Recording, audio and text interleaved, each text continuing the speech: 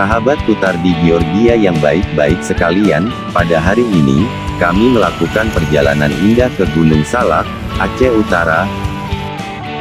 Dalam perjalanan ini kami menikmati keindahan alamnya yang sangat indah, akustik, estetik dan memukau.